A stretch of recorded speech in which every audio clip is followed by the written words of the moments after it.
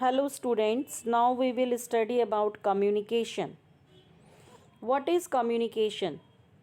Communication basically means the exchange of ideas, facts, opinions, emotions, information from one person to another.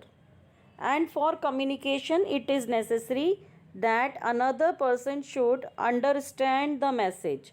Understanding is much more required during the process of communication. Now, what are the various elements of communication? These are basically the process of communication also: sender, message, encoding, media, decoding, receiver, and feedback. Now, let us understand the process of communication. First of all, there is a sender. Sender is the person who sends the message, who have certain information which he want to transfer from one person to another, and that another person is called receiver. First of all, sender has some thing in his mind, and then that is message. What is message? Message is basically the subject matter of communication which the person want to communicate from one person to another. Then that person encode the message. What is encoding? Encoding means converting the message into words, symbols, signs, graphs, diagrams, whatever it is in which the person is able to communicate. Then you will choose a media. Media means how you will transfer the message. You can transfer the message through the letter, through email, through phone, or you can do telephonic conversation. Then message reaches to the receiver, and receiver decodes the message. Decoding means the process of understanding the message. Now communication process is not completed here. When the receiver will give the feedback to the sender, then the communication process will be completed. With the feedback, sender comes to know whether the receiver has understood the message correctly or not. If the receiver has understood the message correctly, then the communication will be completed. Then there is one hindrance in the process of communication. That hindrance is called noise. Noise is basically the barriers in the process of communication due to which communication does not take place. Yeah, due to which there is difficulty in the process of communication, like poor telephonic connection, faulty encoding of message, inattentive receiver, defaulty decoding, prejudices, belief, wrong gestures, moving of a traffic while you are communicating, there is disturbance in telephone line. All these are the barriers in the communication. Now we will understand the importance of communication. As you all know, communication is the basis of coordination. Coordination has to be created. Coordination is a deliberate process, and coordination can be created only with the proper communication. If we do not communicate, then coordination cannot be established. So communication is the basis of coordination. Next, smooth working of the enterprise. If there is communication gap, then all the activities will be stopped. It is very necessary there should be free flow of communication in the organization. People must be able to communicate with each other. They must be able to exchange their ideas and views so that the work can be completed on time without any difficulty. Then communication is the basis for taking decisions. For taking decision, we need various kind of data, information, statistical information. All these information can be provided by the communication only. Then increases managerial efficiency. Now, how manager can become efficient? When the manager is able to exchange his views, when the manager, whatever he has in his mind, when he is able to transfer it to some other person, transfer it to the respective person, only then manager can do work efficiently.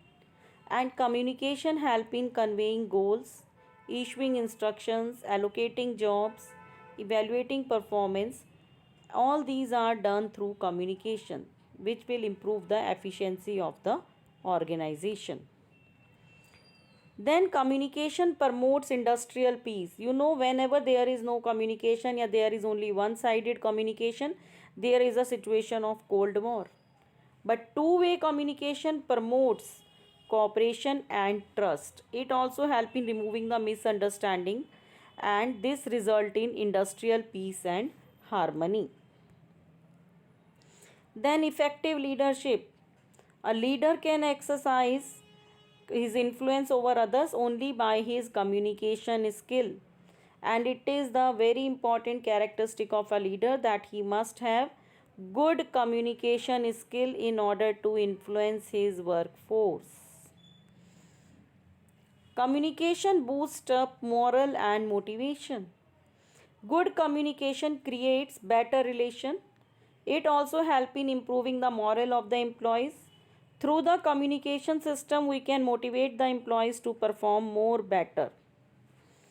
Now, what are the various types of communication? This you all know. One is oral communication, that is when the communication is in only through spoken words, like face to face interaction, you are communicating on telephone. This is the oral communication. Then written communication, like you can write letters, memos, reports, magazine, books, etc. Now, how does communication takes place in the organization? Basically, there are two kinds of communication: formal communication and informal communication. Formal communication follows the official chains of command. Basically, you can categorize formal communication in two categories, in three categories: vertical communication, horizontal, and diagonal. Now, vertical communication can be upward. Upward means from subordinate to superior, or it can be downward, that means from superior to subordinate. Informal communication do not follow any chain of command. It can flow in any direction. Like a top level manager can talk to the lower level manager without communicating, without interacting with the middle level manager. Now we will study in detail. Formal communication is the communication which takes place through official chain of command, that is through scalar chain, and it is generally written, but it does not mean it cannot be oral. It can also be oral, but generally it is written, like notes, memos, letters, reports, etc. Then vertical communication is from superior to subordinate. That is, when it is from superior to subordinate, then it is downward communication, and when it is from subordinate to superior, then it is upward communication. Now, what flows in the downward communication? What flows in the upward communication? Upward communication is from lower level to upper level. That means when the subordinate communicate with the superior, this is upward communication. Basically, in the upward communication, what flows? Subordinate can give report of his work. Subordinate can give suggestions. Subordinate can do any kind of request in the upward communication. Then subordinates can ask something, subordinates can complain. This is upward communication. And what is downward communication? Downward communication is flow of communication from higher level to lower level. Here generally flows orders, instructions, suggestions, command, rules, policies, procedure. All these are the subject matter of downward communication when the superior communicate with the subordinates. Now next is horizontal communication. Horizontal communication means the communication between the two levels. People working at the two levels communicate.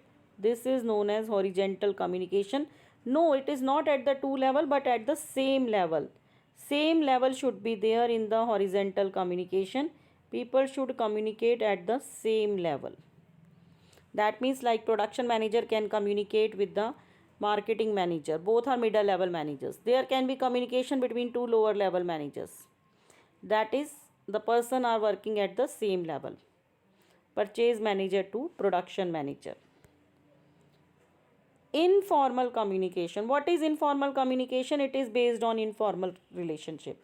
Like you people may be having friends in 11th standard, or even at the 6th or in the 6th or 7th standard. Basically you have the relationship as you are moving together, or you were together in 10th standard. Then there is no formalities in the informal communication, and this communication is generally oral, but it can be written also. This communication can be done by the gestures, glance, smile, any other way which you feel like. Informal communication is also called grapevine communication. Why grapevine communication? As the grapevine flows in any direction, you cannot find the source of the grapevine. In the same manner, in the informal communication, you cannot find the source of information. Messages flow in all the direction. So you cannot know, many times you cannot know who is the sender of the message, who is the actual source of the message. That is why it suffers from major limitation, that it creates rumors in the organization because people talk carelessly. Now, what is the difference between formal and informal communication? Formal communication is basically orderly and systematically, and informal communication in this there is no order at all. Formal communication is done to fulfill the needs of the organization, and informal communication fulfill both organizational and social needs. Formal communication is impersonal in nature, that is, all the official messages are passed through formal communication, but informal communication is personal in nature. In the formal communication, there are very low chance of distortion of message as it is generally written and you can easily identify the source of information. But in the informal communication, there are very high chances of distortion of message because the source cannot be identified and it can create rumor also.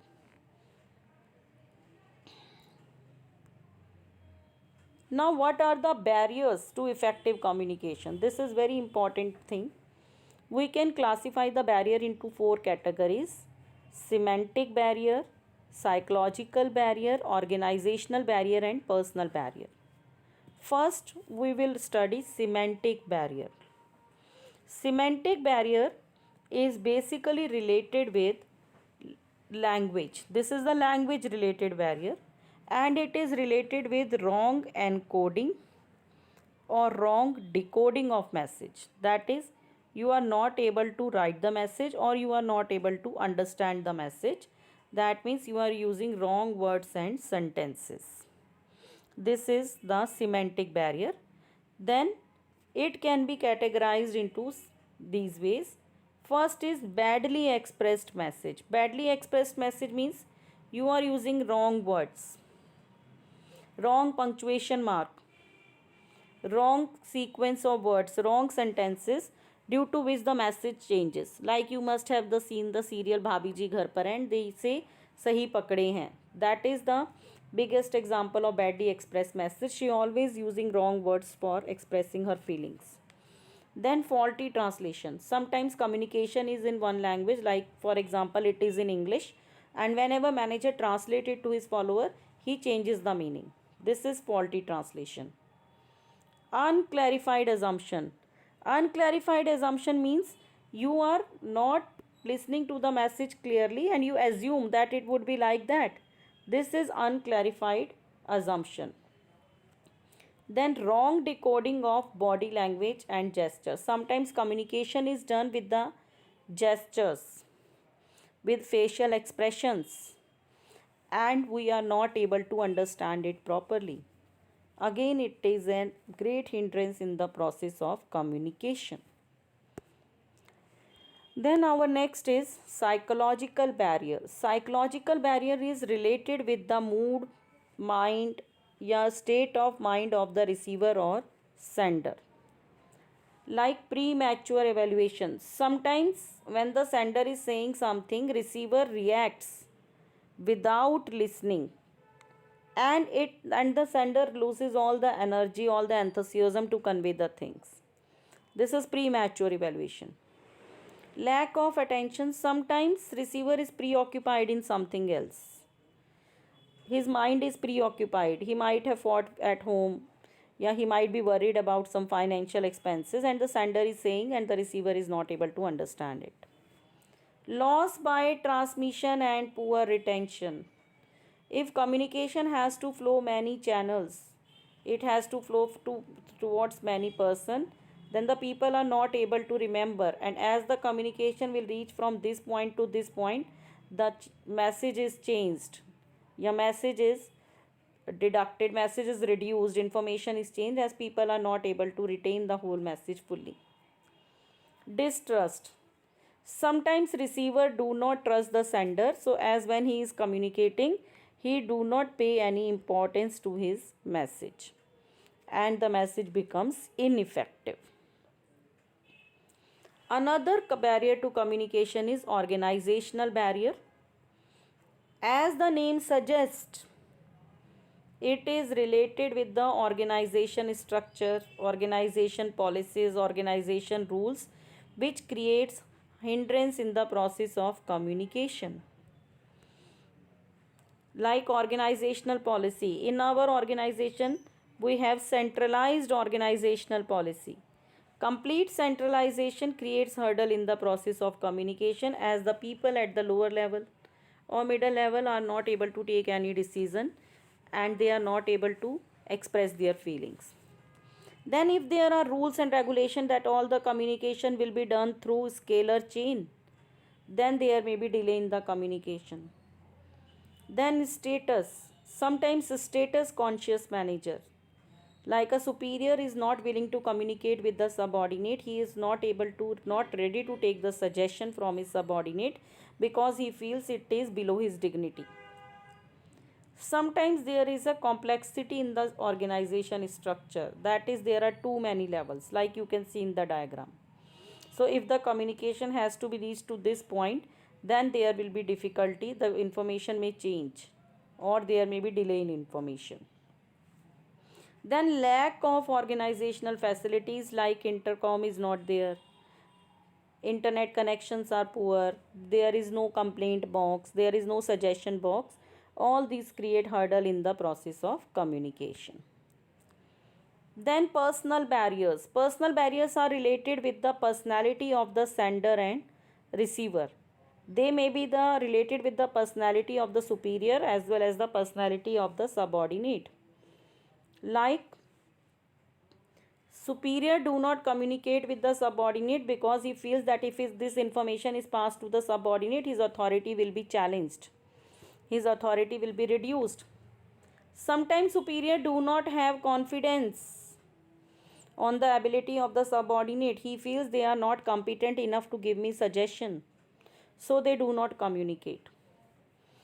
Sometimes subordinate do not communicate with the superior, they are unwilling.